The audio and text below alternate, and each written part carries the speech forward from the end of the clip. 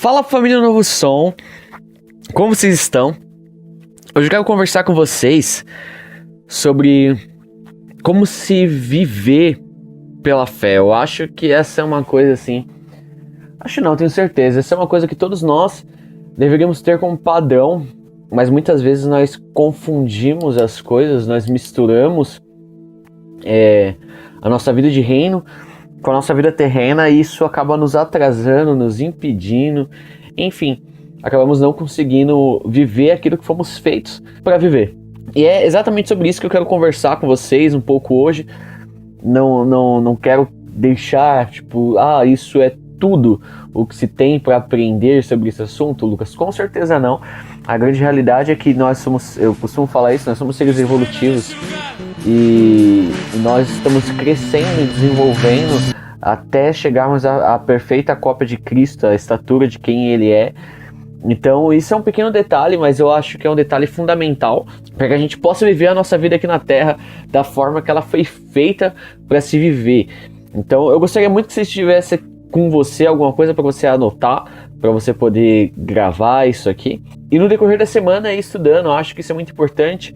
Eu acho que essa é uma cultura muito boa, que infelizmente poucas pessoas têm. Mas eu creio que se todos nós passássemos por uma conversa como essa, um podcast, um culto no prédio mesmo, quando as atividades voltarem, se todos nós tivéssemos essa cultura, com certeza evoluiríamos em maturidade, em conhecimento de Deus, de uma forma muito mais dinâmica, com resultados muito melhores, e conseguiríamos viver melhor aquilo que nós fomos feitos para viver. Seria mais simples as coisas, porque nossa capacidade de aprender melhoraria também. Isso é algo que com certeza funcionaria, aconteceria. Mas fica a decisão de cada um, amém? Nós já viemos construindo um bom fundamento, mas eu quero nos aprofundar um pouco mais.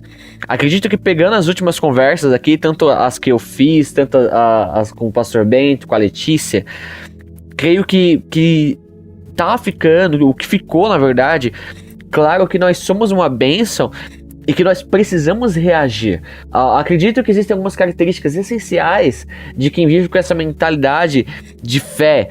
Vivemos pela fé e por causa disso nós conseguimos ver além do que se pode ver. Ou pelo menos deveríamos. Eu quero ler com vocês Hebreus, o capítulo 12, o versículo 2. Conservemos os nossos olhos fixos em Jesus, pois é por meio dele que a nossa fé começa e é Ele quem a aperfeiçoa. Ele não deixou que a cruz fizesse com que ele desistisse. Pelo contrário, por causa da alegria que lhe foi prometida, ele não se importou com a humilhação de morrer na cruz e agora está sentado à direita do trono de Deus. Pai, essa é a sua palavra. E como nós somos gratos de poder ter acesso a ela, ter acesso às suas verdades, nós somos gratos por isso. Nós acreditamos nela e sabemos que ela conta a história de Jesus e essa história reflete em nós. Pai, a minha oração é que nessa noite, que neste momento, essa revelação, esse espírito de sabedoria que o Senhor depositou a nós, o mesmo espírito que ressuscitou Jesus dos mortos, venha nos trazer o discernimento, venha nos trazer o conhecimento daquilo que o Senhor tem preparado para nós através das verdades da sua palavra. Que em nós venha aumentar a nossa fé, que a nossa fé venha crescer no decorrer desse podcast, que nós venhamos entender para o que realmente fomos feitos e como funciona a vida que o Senhor nos deu e o propósito eterno ao qual nós fomos colocados. Deus, que o Senhor venha nos encher do seu conhecimento e nos mostrar aquilo que o Senhor tem planejado para nós desde a criação dos tempos. Eu te agradeço, Pai, por tudo, no nome de Jesus. Amém. Família, vamos lá. Antes de começar, eu quero colocar um fundamento aqui e eu quero que você grave isso. Se possível, como eu disse, já anote. E eu sei que é possível, então anote. A fé, ela não é só a força para o seu presente. Não, eu creio e eu vou fazer com que algo aconteça agora. Não. A fé é a força necessária para criar o futuro. Eu acho que é claro para todo mundo que o seu futuro está além do que você pode ver.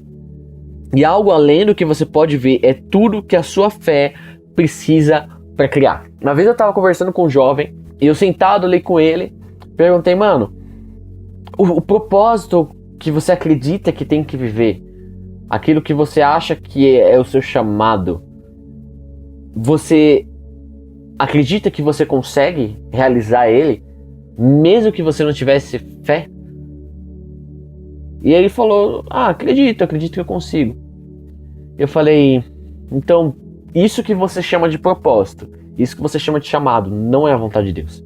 A fé é essencial para que você possa criar o seu futuro. Não ver as possibilidades é o cenário perfeito para a fé agir e criar o que virá a acontecer. O desconhecido deixa de ser assustador e passa a ser incentivo para você criar através da fé. Você precisa combinar o que Deus desenhou para você antes da fundação do mundo com a imagem que a fé enxerga dentro de você hoje. Você precisa ver a imagem do futuro. Jesus, ele suportou o presente de olho na alegria que viria, de olho na alegria do futuro. Quando enxergamos o futuro, nada mais será impossível para o presente. Não importa como está seu presente, porque seus olhos estão fixos em Jesus no futuro. Porém, existe uma grande diferença entre ver o futuro com os olhos do coração, que seria fé, e sair imaginando coisas aleatórias e jogar nas costas de Deus. Como saber se o que você enxerga é fé ou só uma imaginação humanista? Você precisa observar de forma bem crítica se tem combinado a imagem do futuro com as ações do presente. A fé sempre reage. Tiago, ele vai falar que uma fé que não reage, uma fé que não tem obras, uma fé que não se movimenta, ela é morta. Não é fé. Presta muita atenção nisso, por favor. Se a resposta for sim, se você tem combinado a sua visão do futuro com sua reação do presente, qual é a sua sensação em viver sua rotina quando a combina com a imagem que você tem do futuro? Se essa rotina te traz leveza, se essa rotina te traz alegria, plenitude, se essa alegria te traz prosperidade, te traz paz, te traz aquele sentimento de, cara, esse com certeza é o caminho. Então essa é a sua jornada. Eu não estou dizendo que você não vai enfrentar problemas, não estou dizendo que não terá dificuldades, não estou dizendo que não terá montanhas no decorrer da sua jornada. Mas o que Deus ele escreveu para você, ele garante nas palavras de Jesus que você pode dizer à montanha, lança-te no mar, e isso vai acontecer. Nessa jornada, nada é impossível para você. Nada vai te impedir de chegar na imagem do futuro, no seu destino, nos pensamentos de paz que Deus planejou para você desde o princípio. Agora, caso a resposta para aquela primeira pergunta seja não, se a imagem que você tem no futuro com a sua reação do presente não se conecta, minhas ações não correspondem com aquilo que eu vejo no futuro, ou eu não sinto leveza, eu não sinto alegria, plenitude, prosperidade e paz nessa vida que eu tô levando, nesse jeito que eu tô levando as coisas. Então você precisa parar. Você precisa parar tudo e enxergar o que Deus pensa sobre o seu futuro. Você precisa investir mais tempo no seu relacionamento com Deus, em uma vida devocional. Sabe, o grande problema é que muita gente não leva em consideração uma vida devocional. Não leva em consideração pegar um momento do seu dia e parar para se relacionar com Deus. E infelizmente alguns, não sei como, mas conseguem, eles separam um tempo por quesitos religiosos. Como assim, Lucas? Separa por uma obrigação e não por causa de um relacionamento. E acho que nós já vimos aqui algumas vezes que Deus não é um Deus de obrigação. Ele é um Deus de relacionamento. Ele não quer que você esteja com Ele porque você tem que estar. Ele quer que você esteja com Ele porque você ama estar. Precisamos investir mais tempo em uma vida devocional. E o Espírito Santo é quem pode e vai te mostrar isso. O Espírito vai nos revelar a vida que Deus tem para nós. Eu acredito que o primeiro ponto que se possa ser colocado de extremamente essencial para que a gente possa viver pela fé mesmo, seja viver segundo o Espírito. Quero ler com vocês 1 Coríntios 2, o versículo 9. Porém, como dizem as Escrituras Sagradas, o que ninguém nunca nem viu, e o que jamais alguém pensou que podia acontecer, foi isso o que Deus preparou para aqueles que o amam. Mas foi a nós que Deus, por meio do Espírito, revelou o seu segredo. O Espírito Santo examina tudo, até mesmo os planos mais profundos e escondidos de Deus. Família, o Espírito Santo, ele quer revelar. Por isso que quando nós adquirimos essa mentalidade de que somos chamados a sermos abençoadores, tiramos a responsabilidade das circunstâncias e colocamos em nós, já que em Jesus Cristo já somos abençoados. Não dependemos do que possa ou não estar acontecendo em tais circunstâncias. Entendemos que não é o contexto ou as pessoas que fazem a diferença, mas sim o nosso posicionamento diante do que Deus diz sobre nós. Precisamos sair da postura passiva de espera em Deus para vivermos aquilo que Deus espera de nós. Deus espera e deseja que nos posicionemos para vivermos aquilo que nascemos para fazer. Deus deseja que digamos sim ao que Ele pensa sobre nós. Fomos feitos para um propósito eterno e perfeito, mas por causa do pecado nos tornamos fugitivos de Deus e do seu plano para a nossa vida. Foi isso que aconteceu com Adão e com Eva no Jardim do Éden. Ao pecarem, eles fugiram e se esconderam de Deus. Nós, enquanto não nos rendemos ao projeto de Deus, vivemos também como fugitivos. Tomamos para nós uma mentalidade fugitiva que é do diabo. Quando nós lemos a Bíblia, nós vemos que se nós nos sujeitarmos a Deus, se nós nos colocarmos diante da vontade dele, se nós resistirmos ao diabo, a partir do momento que nós estamos em um lugar onde nós seguimos certinho a vontade de Deus, nesse momento que resistimos ao diabo, nós encontramos um ser fugitivo. Ele fugirá de vós. É o que a Bíblia diz. Nós pegamos uma mentalidade que não é a de Deus para nós. E nós fugimos. Mas olha só que interessante, quando Adão e Eva eles passaram a fugir de Deus, eles se encontraram com Deus que é perseguidor. Talvez hoje você seja um fugitivo. Você tem passado a vida fugindo e talvez Deus esteja te perseguindo através desse podcast. Deus ele nunca vai desistir de seus filhos. Ele nunca vai desistir. Não existe essa palavra no vocabulário de Deus. Ele vai continuar a porta, batendo para entrar no seu coração e se relacionar com você. Não há fuga capaz de desanimar o amor de Deus por você. Ele simplesmente vai insistir até o final. Precisamos viver segundo o Espírito.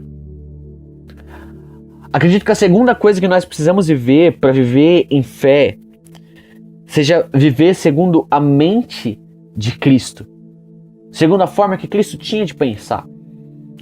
Romanos 12, versículo 1 diz: portanto, irmãos, rogo pelas misericórdias de Deus, pelo amor de Deus, se ofereçam em sacrifício vivo, santo e agradável a Deus. Esse é o culto racional de vocês. Não se amoldem ao padrão deste mundo, mas transformem-se pela renovação da sua mente para que sejam capazes de experimentar e comprovar a boa, a agradável e a perfeita vontade de Deus. Família, precisamos trazer à nossa consciência a mentalidade de Cristo. Só experimenta a boa, agradável e perfeita vontade de Deus quem passa pelo processo de renovação da mente. Quando mudamos nossa maneira de pensar, mudamos nossa maneira de viver. Todas as suas ações são resultados de suas crenças. O nosso comportamento começa em nosso pensamento. E a Bíblia diz que a renovação do meu pensar é minha tarefa, é minha obrigação. É imperativo que eu faça. Não se amoldem. Não se amoldem. Não é que Deus não deixará que vocês se amoldem. Não. A função é sua. Não se amolde ao padrão deste mundo, mas transforme-se. Não está dizendo, e Deus vai te transformar. Não, você não deve se amoldar e você precisa se transformar por uma renovação, através de uma renovação da sua mente. Isso é algo contínuo, isso é algo diário. Mas a função é nossa. Esse texto ele nos convida a renovarmos a nossa mente. Repare, renovar é fazer algo que já foi novo, voltar a ser. O texto ele nos convida a renovar a nossa mente ao ponto que voltemos a pensar como quando tudo começou. Como se o pecado não existisse. Agora eu te pergunto, como seria a sua vida de generosidade se não existisse a ganância? Como seria seu relacionamento se não existisse o egoísmo? Como seriam os seus sonhos se não houvesse medo? Jesus nos trouxe o acesso para voltarmos a pensar como se essas coisas não existissem. Como se o pecado não tivesse corrompido nossa mente. Jesus abriu o caminho para termos a mente dele, a mente de Cristo. Olha só o que está escrito aqui em 1 Coríntios, no capítulo 2, versículo 14. Quem não tem o Espírito não aceita as coisas que vêm do Espírito de Deus, pois lhes são loucura e não é capaz de entendê-las, porque elas são discernidas espiritualmente. Mas quem é espiritual discerne todas as coisas, e ele mesmo por ninguém é discernido, pois quem conheceu a mente do Senhor para que possa instruí-lo? Nós, porém, temos a mente de Cristo. Família, grava isso. Para quem é espiritual, tudo é espiritual. Não conseguimos compreender Deus em sua totalidade, mas nos é dada a mente através de Cristo. As nossas faculdades mentais não dão conta de entender a grandeza do pensamento de Deus. Porém, o Espírito de Deus nos revela tudo o que recebemos de graça e pela graça. O renovo, a chance de refazermos nossos pensamentos, de voltarmos a ser aquilo para o qual fomos criados, de pensarmos como pensaríamos se não existisse pecado. Por isso a fé não se explica, ela se aplica. A Bíblia nos diz que somos embaixadores de Cristo, embaixadores do reino. Uma embaixada é a representação de um país em uma terra diferente. Então, independentemente de onde esteja, a embaixada funciona de acordo com as leis do seu país de origem. Além disso, ela representa e expressa as posições políticas, econômicas e culturais do país de origem no local onde ela está. A embaixada também é uma conexão entre as pessoas daquele lugar para com o país original. Assim como embaixadores de Cristo, representamos o reino de Deus na terra, ou pelo menos deveríamos. Vivemos de acordo com as leis desse reino. Todas as esferas da nossa vida devem ser direcionadas pela cultura do céu. Para isso é necessário o renovo da nossa mente. Não podemos mais pensar como os que são desse mundo. Quanto mais renovamos a nossa mente em direção à mente de Cristo, mais viveremos sua vontade e mais seremos representantes do seu reino. E assim, quando alguém, por exemplo, perguntar como Jesus lida com dinheiro, você como representante do reino dele, vai poder dizer, cara, olha pra minha vida, olha pra mim. Olha como eu cuido da minha vida financeira. Ou se alguém perguntar como o reino de Deus lida com relacionamento, você vai poder dizer, mano, olha pra mim. Olha pra minha vida, olha como eu lido com os meus relacionamentos. Assim como Paulo disse, seja meus imitadores, assim como eu sou imitador de Cristo. Você vai poder dizer exatamente a mesma coisa porque você é representante do reino. Mas não adianta você falar isso, cara, vivendo a sua vida de uma forma natural, sendo simplesmente um religioso. Tudo precisa mudar. Nós precisamos mudar a nossa forma de pensar. Nós precisamos nos adequar à mente de Cristo. Essa é a postura de uma pessoa capacitada com autoridade para representar o reino de Deus. Nós precisamos viver aqui na terra da forma que se é vivido no céu. Em Hebreus 10, versículo 37 diz, pois como ele diz nas Escrituras Sagradas, um pouco mais de tempo, um pouco mesmo, e virá aquele que tem de vir. Ele não vai demorar. E todos aqueles que eu aceito terão fé em mim e viverão. Mas se uma pessoa voltar atrás, eu não ficarei contente com ela. Nós não somos gente que volta atrás e se perde. Pelo contrário, temos fé e somos salvos. Viver em fé é a renovação que precisamos ter para vivermos a boa, a perfeita e agradável vontade de Deus. Abraão, como eu falei algumas semanas atrás, ele precisou renovar a sua mente, mudar o seu jeito de pensar. Sua fé foi o que o levou a viver tudo o que ele viveu. Mas acredito que ainda precisamos aprender o que é fé. E o terceiro ponto do que eu quero falar hoje é viver além do que se pode ver. Hebreus 11, o versículo 1 diz: a fé é a certeza de que vamos receber as coisas que esperamos e a prova de que existem coisas que não podemos ver. Foi pela fé que as pessoas do passado conseguiram a aprovação de Deus. É pela fé que entendemos que o universo foi criado pela palavra de Deus e que aquilo que pode ser visto foi feito daquilo que não se vê. A fé não é a certeza do que eu tenho, e sim do que eu ainda não vejo, mas espero com certeza e convicção. É quando eu vivo como se já estivesse acontecendo tudo aquilo pelo que espero. Sendo assim, de nada adianta ter fé em algo e não exercer. Se eu só digo que creio, mas eu não vivo como quem já recebeu, eu só sou um otimista. Eu sou um positivista, mas não tenho fé. Eu falei disso alguns dias atrás, eu não sou contra pessoas positivistas. Eu acho isso super legal, cara. Sem dúvida, isso é melhor do que ser pessimista. O positivismo em si, ele não é ruim. Ele apenas não funciona. Positivismo não torna as coisas reais. A fé faz isso. Torcedores são positivistas, mas isso não muda o resultado final de um jogo. Jesus não quer que sejamos otimistas, Jesus não quer que sejamos positivistas, Ele quer que sejamos homens e mulheres de fé. A maturidade que eu vira e mexe falo passa pela distinção entre positivismo e fé. Enquanto somos imaturos, enquanto temos a mentalidade de escravos, podemos até ser positivistas, esperando coisas boas, mas nós vivemos muito distantes delas. Na medida em que entendemos que somos filhos e amadurecemos, passamos a viver como quem já recebeu todas as bênçãos, mesmo aquelas que nem vemos ainda. O otimista espera que tudo fique bem, mas não vive como se tudo já estivesse bem. A pessoa de fé pode enfrentar momentos maus, mas vive como quem tem paz, como quem tem vitória, como quem tem aquilo que tanto precisa. Quem tem fé não vive pelo que vê, mas pelo que acredita. Não é porque não está concreto em sua frente que você não tem o que espera. O homem e a mulher de fé não esperam ver para viverem como se fosse.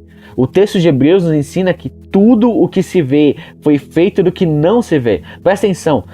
Deus fez o visível do invisível e mais. Invisível é a matéria-prima para o visível. Quando Deus ele criou todas as coisas, Ele não as via ainda fora dele. Mas a Bíblia diz que nós já estávamos dentro dele desde antes da fundação do mundo. Em outras palavras, Deus não via o mundo, mas Ele já o tinha dentro dele. Existe um convite bíblico para que você tenha a fé de Deus. Agora, presta bastante atenção. Quem tem fé em Deus, espera Deus fazer. Mas quem tem a fé de Deus representa Deus aqui na terra e faz o que Ele faria. Por isso, você pode não se desesperar com o que você não vê. Pode continuar crendo mesmo sem ver. Tudo que é visível hoje precisou do invisível para aparecer. E a fé é a ferramenta que faz do invisível a matéria-prima para aquilo que é visível. A Bíblia nos garante que tudo o que eu disser com a minha boca, crendo no meu coração, sem duvidar, será feito. Inclusive minha salvação. Jesus é quem pagou o preço do meu pecado. Ele quem me garantiu a redenção. Mas eu me aposto dela pela fé, ao declarar com minhas palavras crendo em meu coração. Não sou salvo com os meus pensamentos positivos, cara. Não é o otimismo que te salva. Eu sou salvo pela fé. Existe muita diferença entre um e outro, porque pensamentos positivos são iniciativas humanas. E, partindo de um ponto de vista humano, como eu disse, nem é algo tão ruim assim. Mas não resulta em nada. Agora, a fé vem de Deus. E o que vem de Deus muda tudo. Romanos 10, versículo 9 diz: se você disser com a sua boca Jesus é o Senhor e no seu coração crer que Deus ressuscitou Jesus, você será salvo. Porque nós cremos com o coração e somos aceitos por Deus, falamos com a boca e assim somos salvos. A fé te faz viver num lugar onde o invisível se torna visível. A fé te faz entender que você não é cidadão daqui. Ela te faz ver as soluções e a realidade do reino. Quantas vezes nós, cristãos, nos pegamos reclamando da própria igreja, sem vermos nela, em fé, a realidade do reino? Quando vivemos como cidadãos desse mundo, nem mesmo a igreja tem jeito. Mas quando entendemos que somos representantes do reino de Deus na terra, vemos a boa, a agradável e a perfeita vontade de Deus. Vemos o plano e a solução. Você sonha em ser empresário? Seja a solução e se porte como dono da empresa onde você ainda é funcionário. Você quer ver seu filho amando Jesus? Seja a solução e trate-o como você trataria Jesus. Quem vive pela fé sempre está um passo à frente. Vive como se já tivesse acontecido. A fé nos leva para o futuro, nos faz andar à frente das situações. A fé está te convidando a ir um passo à frente. As nossas conversas e opiniões também refletem a nossa fé.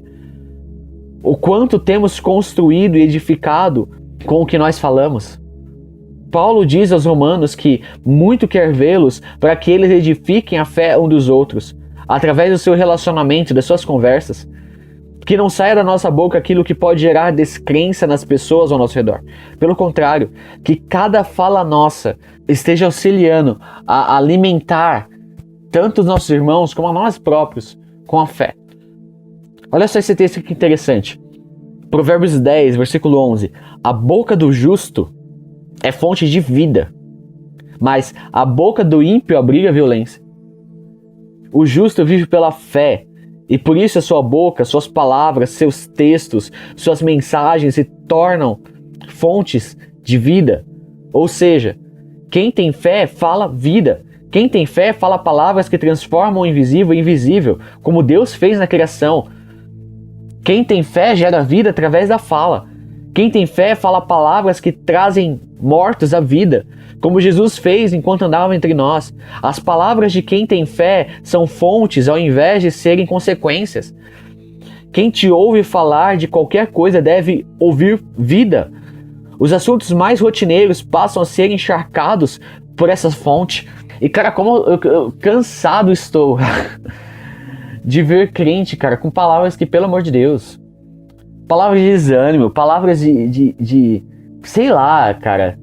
Não preste atenção, eu não estou falando de momentos difíceis, ok? Existem momentos difíceis, às vezes nós entramos em momentos difíceis. E às vezes nós ficamos mal, mas rapidamente nós nos corrigimos.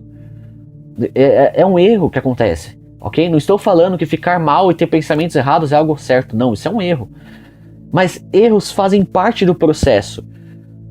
Agora, a ignorância, a imaturidade, a burrice é permanecer nesse lugar. Cara, isso não é cristianismo. Isso não é fé. Isso é uma vida medíocre. Isso é uma vida terrena. Isso não tem nada a ver com Deus. A minha pergunta é: qual reino nós temos representado com as nossas palavras? O reino da justiça? Um reino que traz vida, paz e alegria? Ou um reino de impiedade e violência? Quantos cristãos eu já vi sair da sua boca palavras de morte contra quem discordava dele? Cara, seja quem for essa pessoa, não é o que Jesus faria. Ser assim, nada nos diferencia das pessoas que mataram Jesus. Quanto mais cheios de fé somos, mais nossas palavras destilam vida e enchem as pessoas de fé. Como representantes de Jesus, nós devemos falar suas palavras. A voz de Deus cria. Quando ele diz, haja luz, houve luz. Tudo foi criado por ele e cremos nisso, como lemos ali em Hebreus. Então, por que, mesmo crendo que quando Deus fala, ele cria, quando nós falamos, nada acontece? Porque, infelizmente, apesar de tudo que eu disse, ainda nos falta fé. Comece a falar o que você crê. então o que você vê vai mudar. Viver em fé é viver como quem já recebeu. Isso nos faz ver o invisível, o que se reflete no nosso agir, no nosso falar e na nossa gratidão. Jesus não deseja que sejamos otimistas, cara. Na boa, ele não quer isso. Mas sim que sejamos pessoas de fé. Mesmo que a situação não seja favorável, viveremos de forma como se estivesse tudo bem, mesmo não vendo, com a certeza daquilo que esperamos. Se eu espero ficar tudo bem para agradecer, o que me diferencia de alguém que é descrente? Se eu espero ver para eu dizer obrigado, Jesus, cara, que diferença eu tenho de qualquer outra pessoa que não conhece? Até as pessoas, os ímpios aí fora, eles agradecem a Deus, cara. Graças a Deus que isso deu certo. Quando o bagulho acontece, nós não somos assim. Quando você for fazer uma entrevista de emprego, por exemplo, não vá pedindo ao Senhor, Deus, por favor, me dê esse emprego. Cara, não faz isso, para. Passou esse tempo. Você é filho, vai agradecendo. Isso é fé. Paulo nos encoraja a colocarmos diante de Deus todos os nossos pedidos e súplicas, mas com ações de graça, com gratidão. Eu já recorro a Deus grato. Isso, inclusive, faz parte do processo de viver em paz, sem ansiedade. E esse é o último ponto que eu quero falar aqui. Nós precisamos viver de forma grata. Filipenses, no capítulo 4, versículo 6 diz: não se preocupem com nada. Não se preocupem com nada, mas em todas as orações peçam a Deus o que vocês precisam e orem sempre com o coração agradecido. Orem sempre com o coração grato. E a paz de Deus, que ninguém consegue entender, guardará o coração e a mente de vocês, pois vocês estão unidos com Cristo Jesus. Eu vou encerrar aqui. Mas de tudo que eu falei, de todas as coisas, de todos os pontos, de tudo que eu falei, se eu pudesse escolher apenas uma coisa para você gravar, eu escolheria o que eu vou falar agora. Então, pelo amor de Deus e por amor a você, presta bastante atenção.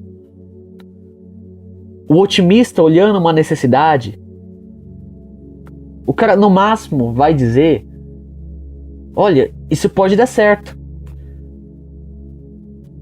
Essa é a frase máxima que o otimista pode dar. Quem tem fé, olhando para Jesus, ele já diz: Jesus, obrigado. Você quer aprender a ter fé? Aprenda primeiro a ser grato. Se você precisa que o seu cônjuge seja tudo o que você sonhou, para só aí você começar a tratar ele ou ela como se você tivesse o casamento perfeito, você não vive pela fé. Olha o exemplo de Jesus. Jesus está purificando a sua noiva, a igreja, através da sua entrega a ela, trazendo-a para perto de si. Jesus está cultivando, está semeando, ele mesmo está construindo aquilo que ele quer. E qualquer um vai concordar comigo que a igreja não é uma mulher dos sonhos, cara. Mas Jesus cuida dela como se ela fosse, porque para ele ela é. Do mesmo jeito, seu cônjuge pode não ser do jeito que você esperava, mas você é chamado a prosseguir cultivando em fé, em gratidão, para ele se tornar aquilo que Deus sonhou para o seu relacionamento. Já agradeça pelo que o seu marido ou sua esposa estão se tornando em Cristo. Já viva como quem já recebeu. Para você que é solteiro, por muito tempo nós fomos ensinados a fazer uma lista do que pedir em um cônjuge. E se você simplesmente parasse de pedir e começasse a agradecer? Obrigado, Deus, porque minha esposa já existe.